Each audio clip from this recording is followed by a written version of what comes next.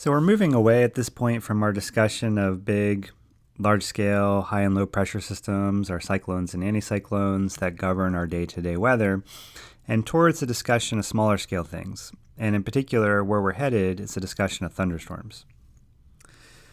Now, thunderstorms at their root are really just a type of cloud. They're a specific type of cloud called cumulonimbus. So in order to better understand how thunderstorms work, we have to go back and review a few more concepts about cloud formation.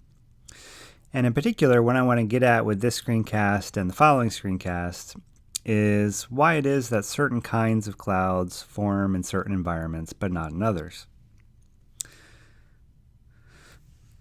And it's going to turn out that the answer to that question is closely tied to a concept referred to as stability. So that's what we're going to go through in this concept. This screencast is an overview of this concept of stability. So first, let's go back and recall a few things that we know about cloud formation from earlier in the course. And the basic principle to keep in mind is that in most cases, cloud formation is associated with rising air. Cloud formation is associated with rising air. Specifically, the way this works is that as air rises, it cools. It expands and cools as it rises.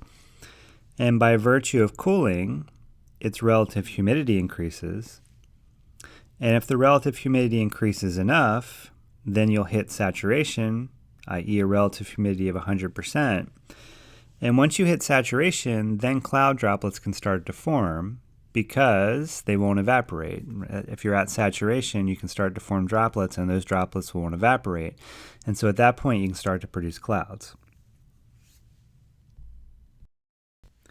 So the key idea underlying all of this, then, is that it's really about rising air. Cloud formation is about rising air. But that does raise a question, and the question is this. Why is this air rising in the first place? We know that the clouds are associated with air that's going up, but why is it rising? And more specifically, another way to state that question more precisely is this air rising on its own, freely through the atmosphere? Or does there have to be some mechanism to push the air upwards in order to get it to rise? So what's going on? Is it just rising freely, or do you have to push it upwards? It's going to turn out that the answer to this question is going to determine what kind of cloud forms in that environment. And so to address these questions and to answer them more precisely, to answer these questions, we're going to need a specific concept. Specifically, we're going to need to talk about the concept of stability. So we're going to need the concept of stability.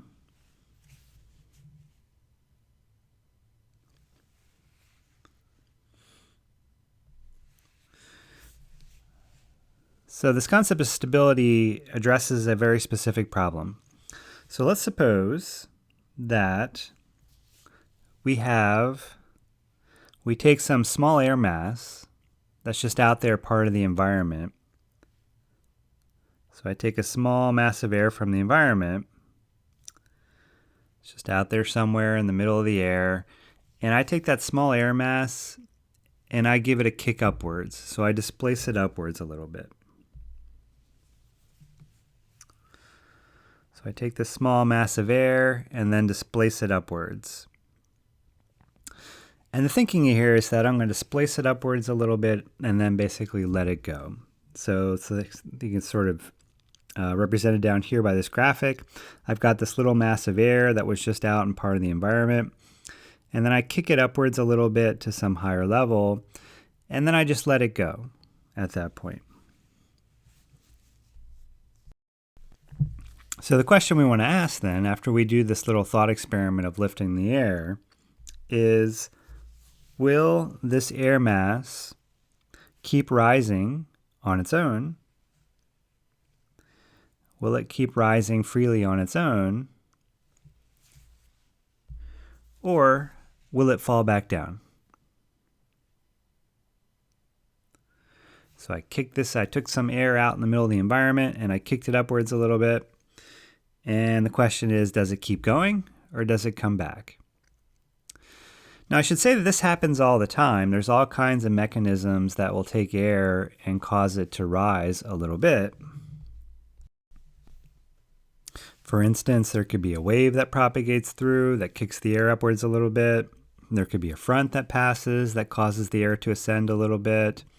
It could be flow over a hill. That air goes over a hill, causing it to ascend. There's all kinds of mechanisms that'll cause this little kick upwards. And the question is, once you kick the air upwards, will it keep going? Or is it going to fall back down? So based on the answer to that question, we define classes of stability. Specifically, if the air falls back down, so if that little air mass falls back down, then we say that the atmosphere is stable. We say that the atmosphere is stable. If the air mass falls back down, we say it's stable.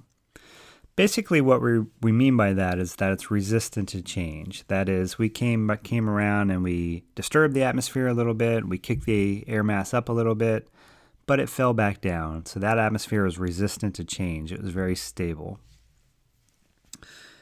On the other hand, if the air mass keeps rising on its own, if we kick it upwards and it just keeps on going on its own, then the atmosphere is unstable.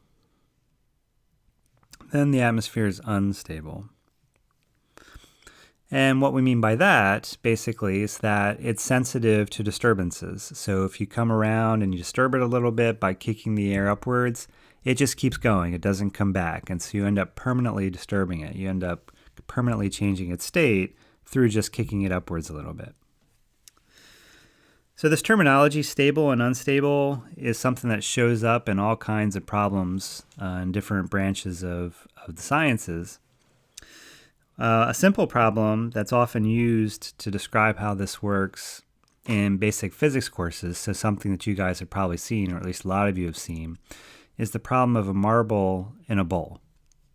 So let's go ahead and sketch this out and sort of see how it works. So let's suppose we've got a table here, and on top of that table we've got a bowl. And bowls are kind of hard to draw, so I'm actually going to cheat a little bit. I'm going to put a circle in here, and then I'm going to erase the top part of the circle. That's how I'm going to make my bowl. So I'm going to put my circle in here, and then I'm going to erase the top part. So there's my bowl. And of course, since I started with a circle, this is going to be a perfectly rounded bowl here sitting on the table. Now suppose I come along then and I stick a marble down here at the bottom of this bowl. Put a little marble down there at the bottom. And the experiment I want to do here is very similar to this thought experiment we did with the air, kicking it upwards. I just want to take this marble and I want to give it a little kick up the side. Not permanent, so I'm just going to give it a little push up the side and then see what happens. So let's push it up the side. And we can all guess what's going to happen here. If I take this marble and I push it up the side a little bit, it's just going to fall right back down. So this is a state then that's very resistant to change because you took the marble and you kicked it a little bit up the side, but it came right back and eventually it's going to settle back down where it was before. So you haven't really changed it at all. So this is a stable system. It's a stable system. On the other hand, let's think about what happens if I take that bowl and I turn it upside down. So let's put the table back in here on the right. And I'm going to take that bowl and I'm going to turn it upside down. Again, I'm going to do this by drawing in a circle first and then erasing half of it. There's my circle, sort of erasing off the bottom here. So there's my bowl turned upside down. And again, it's perfectly curved here on the top. And so this time, let's suppose we take our marble and we sit it right here on top of the bowl. If we're really careful, if it's a very symmetric bowl and a very symmetric marble, and we're really, really, really careful, we can get the marble to sit right on top of that bowl. But what happens then if I come along and disturb it a little bit? I mean, I could probably even just blow on it, but let's suppose I just give it a little push down the side, like that. What's going to happen in this case? Well, it's pretty obvious what's going to happen. It's not going to come back. It's going to keep on rolling right down the side and then away. And so in this case, this was a system that was very sensitive to disturbance. Right? I had the marble sitting there on the top, but as soon as I disturb it a little bit, it just rolls away and never comes back. And so you've permanently changed the state of the system. So this is a system that is unstable because a small disturbance causes it to completely change its state. So obviously this is going to be pretty closely analogous to the way we're defining stable and unstable in the atmosphere. If we kick the air up a little bit in the atmosphere and it falls back down, that's a stable state. If we kick it a little bit and it keeps on going and never comes back, that's going to be the unstable state. Now, ultimately, whether that air falls back down is going to be tied to its density. If it's more dense than the air that surrounds it up there, then it's going to fall back down. If it's less dense than the air that surrounds it up at the displaced height, then it's going to keep on going. But most of the time, it's more convenient to talk, instead of density, to talk about it in terms of temperature. And the reason we can do that is this relationship between temperature and density if you're comparing air at the same height. So again, we're doing this experiment where we splice this guy upwards a little bit, and we want to compare the temperature of this guy to the surrounding air at that same height. So it's essentially at the same pressure. And the relationship was that when you compare air at a given height, colder air is going to be more dense. And by virtue of being more dense than the air around it, it's going to tend to sink. On the other hand, warmer air is going to be less dense. And since it's less dense than the air around it, it's going to want to actually rise, like the styrofoam in the pool. So that allows us to rephrase our question about stability in terms of temperature. We can ask the question this way. We can say, is our displaced air mass, once we've lifted it up, is it going to be warmer or colder than the air that surrounds it at that same height? So is it going to be warmer or colder than the surrounding air?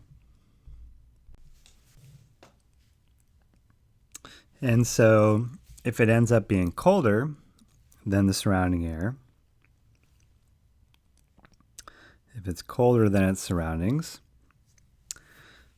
then it's going to be more dense, and so it's going to fall back down. If we lift this guy up and it ends up colder than its surroundings, then it falls back down. And so that's our stable case. That's our stable case. By contrast, if we lift this guy up and it ends up warmer than the surrounding air, then it's less dense, and so it's going to keep on rising. And it keeps on rising. And of course, if it keeps on rising, that's our unstable case.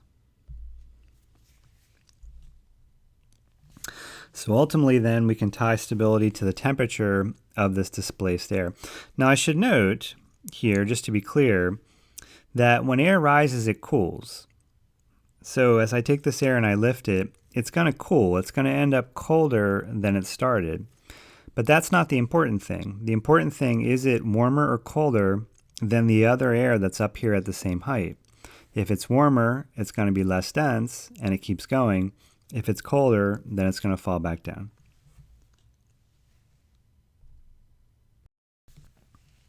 Okay, now quickly some terminology here. Now, of course, when we're talking about clouds, it's important whether or not the air is saturated, because the cloud droplets can only exist in air that's saturated or supersaturated. And so the terminology we use for this is air that's unsaturated. Unsaturated we refer to as dry. So when we say dry air, we mean air that's not unsaturated. It doesn't mean there's no water vapor. You can have air that's quite humid, but it's not humid enough to be saturated, and so we call it dry air because there are no droplets. So dry means unsaturated. And by contrast, then, air that's saturated is referred to as moist. The terminology we use is moist. If it's moist air, then it's saturated. Another way to think of the same thing is that dry air is going to be clear, no droplets, whereas moist air is cloudy. Now, in terms of a cloud, with air that's rising, typically what you're going to have is you're going to have non-saturated air feeding into the cloud. So the air down here is actually dry because it's not saturated, but once it rises to the point of saturation, then it's going to be moist once you're inside the cloud. So the dry air is clear, moist air is cloudy.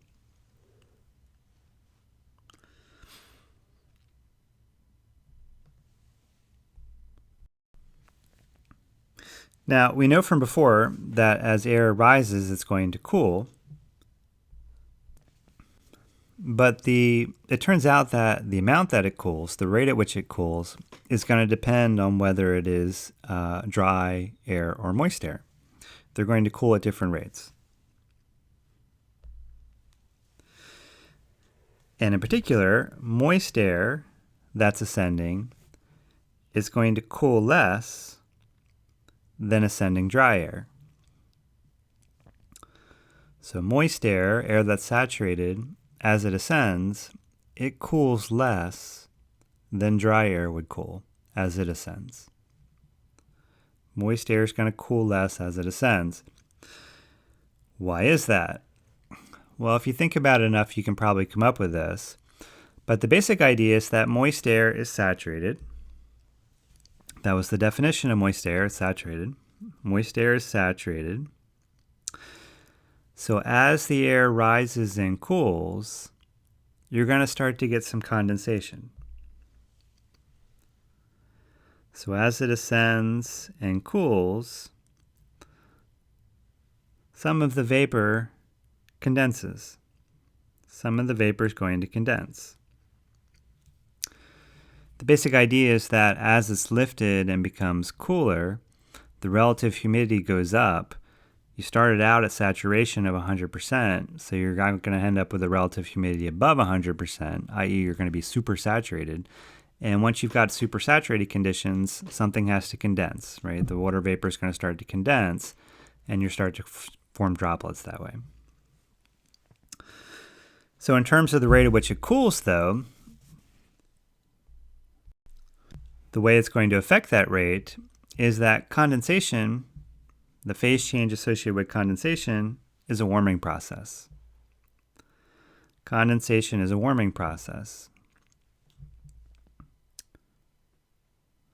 As the vapor condenses, it releases some heat to the environment, and so condensation is a warming process. And since condensation is a warming process, that's going to partially offset the cooling associated with the ascent. So condensation is going to add some warming, and that warming is going to partially offset the cooling that was produced through the ascent.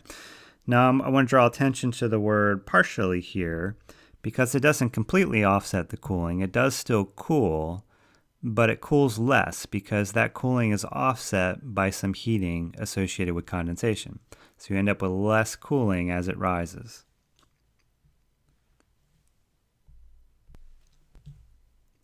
And of course, in dry air, none of this is going to happen. So as dry air ascends, it's going to get the full amount of cooling. So it's going to cool more. The moist air is going to cool a little bit less.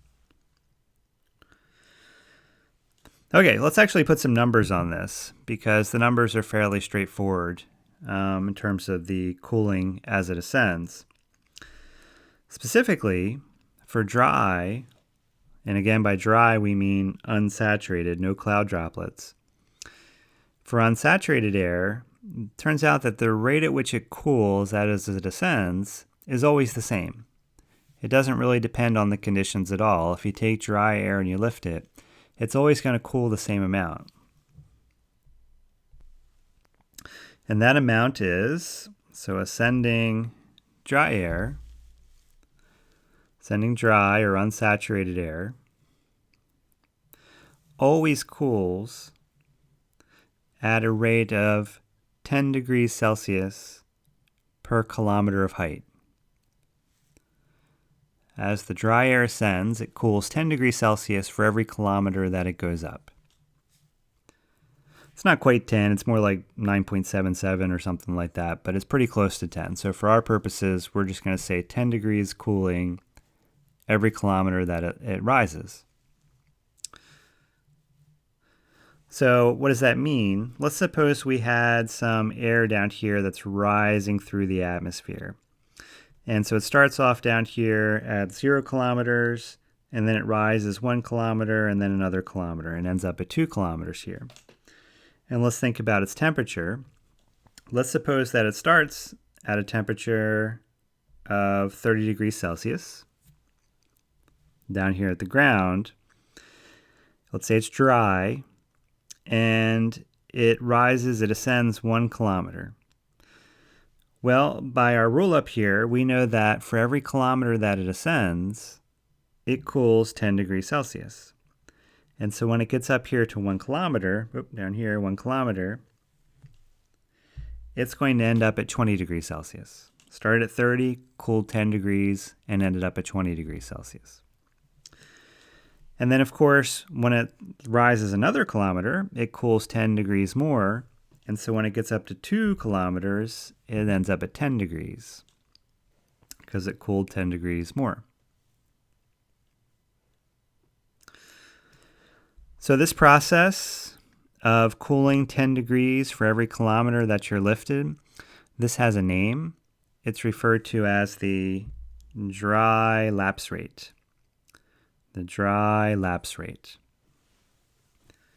The terminology lapse rate here is general terminology that refers to temperature change as you ascend. And so this is the lapse rate, the temperature change associated with the ascent, associated with dry air. So lapse rate for dry air. So what's this look like for moist air? Well, for moist air, there isn't a hard, fast number like there is for dry air. Dry air is always 10 degrees, but for moist air, the amount that you cool can actually depend on conditions. Specifically, it depends on how much water vapor you have in the air, which is ultimately tied to the temperature at saturation. Because if you have more water vapor, there's going to be more condensation, and that'll offset more of the cooling. So there's not a single number that can be tied to moist air, but typical rates for typical conditions in the troposphere would be something between 4 and 8 degrees Celsius for every kilometer lifted. Now, for our purposes, we're just going to pick a number to keep things simple. And so I'm going to pick a number right in the middle there of that range. And we'll just say that for our purposes, we're going to say that moist air as it ascends, for our purposes,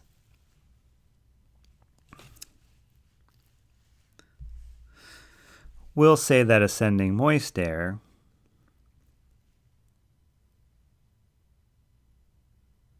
and of course by moist we mean saturated, cools at a rate of 6 degrees Celsius for every kilometer. So again, moist air cools less. So whereas dry air cooled 10 degrees for every kilometer, moist air cools 6 degrees for every kilometer. So if we go back and we do our same analysis here, starting down at the ground at 30 degrees Celsius, if we assume that that air was moist, i.e. it was saturated, then for every kilometer it ascends, there's 6 degrees of cooling. So if it started at 30, then when it reaches 1 kilometer, it's now at 24. And when it reaches 2 kilometers, it cools 6 degrees more, so it ends up at 18 degrees Celsius. Note that it's staying significantly warmer than the dry air did. The dry air cooled all the way down to 10 degrees Celsius. The moist air doesn't cool as much, so it stays significantly warmer. So this rate at which it cools as it ascends for moist air is referred to as the moist lapse rate. For dry air, we have the dry lapse rate. For moist air, we have the moist lapse rate, which we're going to take to be 6 degrees Celsius per kilometer. Moist lapse rate.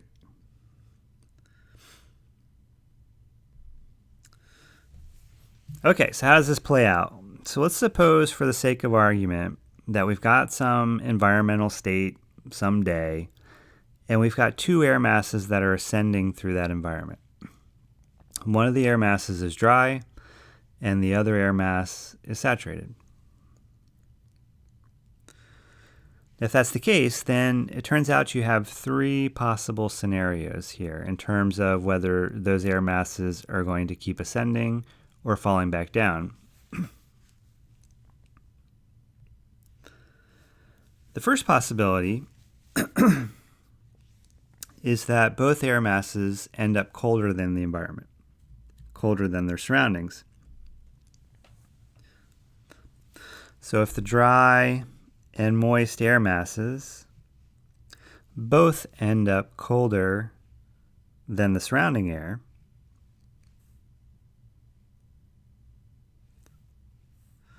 so if the dry and moist air masses that are ascending through this environment both end up colder than the surrounding air, then the atmosphere is said to be absolutely stable. Absolutely stable. Although often we drop the absolutely and we just say stable. So we say the atmosphere is stable. The idea being that if they're both colder than the surroundings, they're both going to fall back down. And so in that case, it's a stable atmosphere. Anything that we lift is going to fall back down. So just to illustrate that, I've got a figure here in the middle. We're going to have basically the same figure on the next two slides as well. And what this is illustrating here is that you've got some environmental temperature. So I've got down here two heights, 0 kilometers and 1 kilometer. And what I'm showing here in the middle is the temperature of the environmental air at those two heights.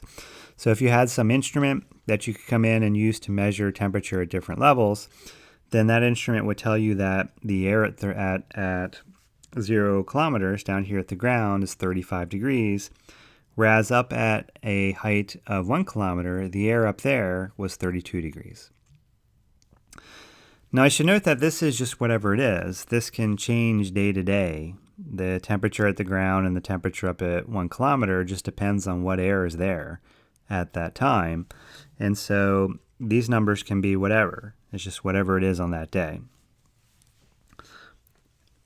Now the other two columns, I'm showing what happens if I take some air that's part of this environment and I lift it up.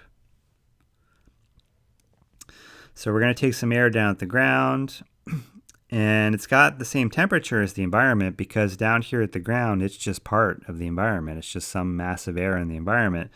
But what I'm going to do is I'm going to take that air and lift it up to 1 kilometer. And on the left-hand side, we're going to assume that that air that we lifted was dry.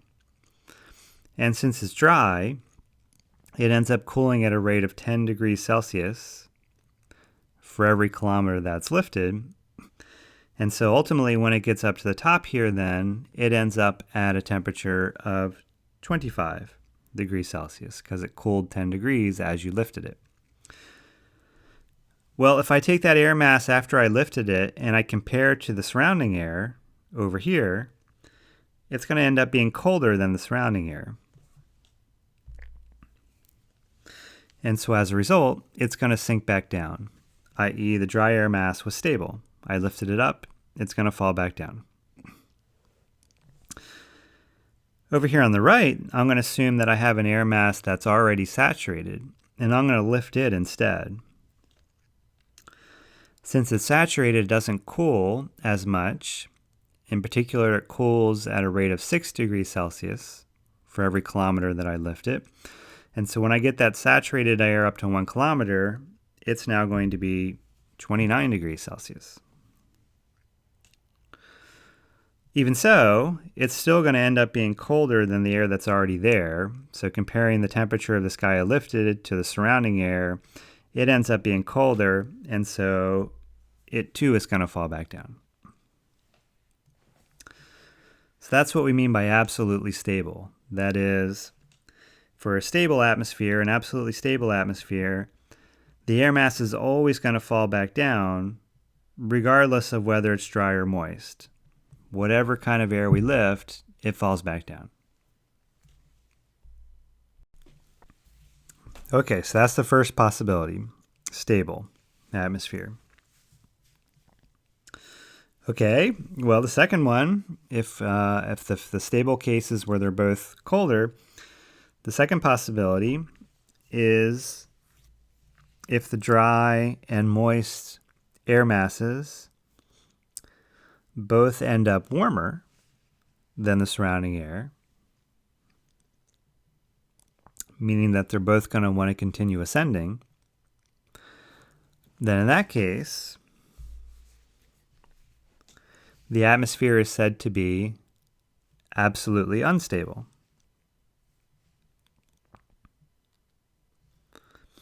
It's absolutely unstable.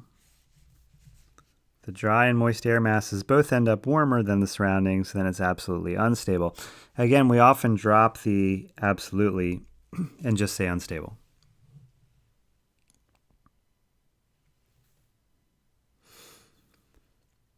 So in terms of our little figure down here, this is actually the same figure as before. The only difference is that I changed the temperatures of the environment in this particular day. So on this particular day here in the middle here, the air that was down here at the ground was 35 degrees C, but up here at 1 kilometer, the air up there was 23. So if we had that kind of condition, then what would happen as we lift our dry and moist air masses? So starting over here with the dry guy, this guy starts at 35, it cools 10, and it ends up at 25. So if I compare the temperature of this guy after I lifted it to the surrounding air, which was 23, then I see that it's warmer. And so that guy after I lifted it is going to want to keep ascending.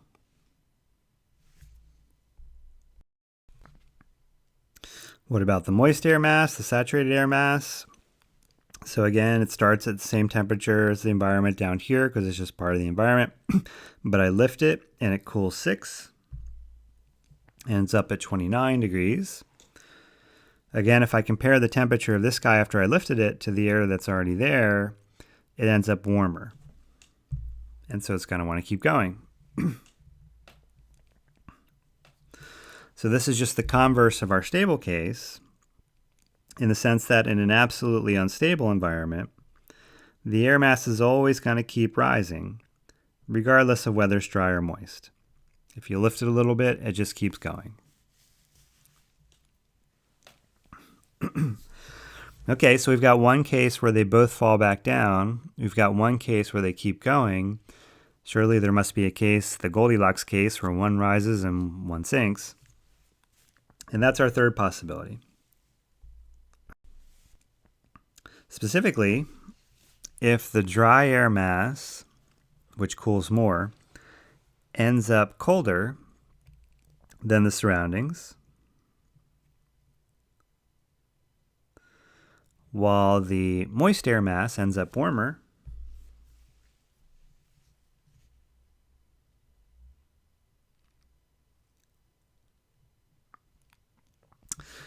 then we say that the atmosphere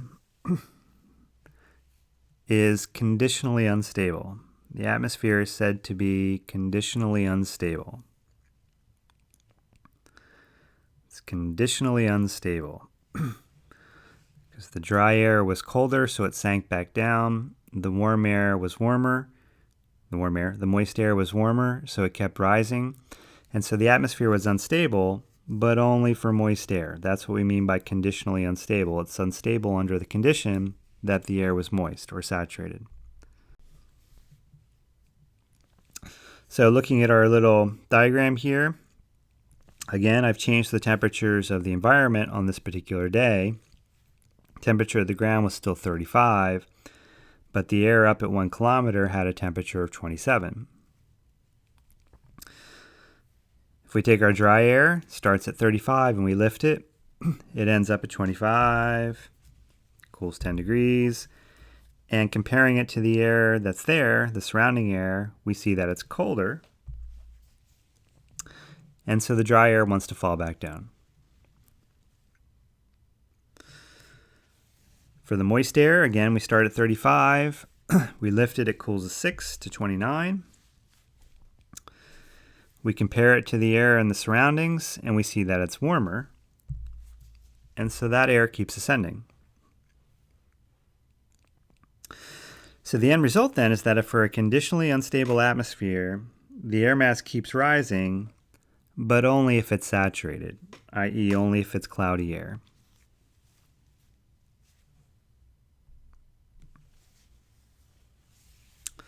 So 3 possible states then in terms of whether the air continues to rise. They both fall back down, they both continue rising, or the cold air falls and the warm air continues to rise. The moist air continues to rise.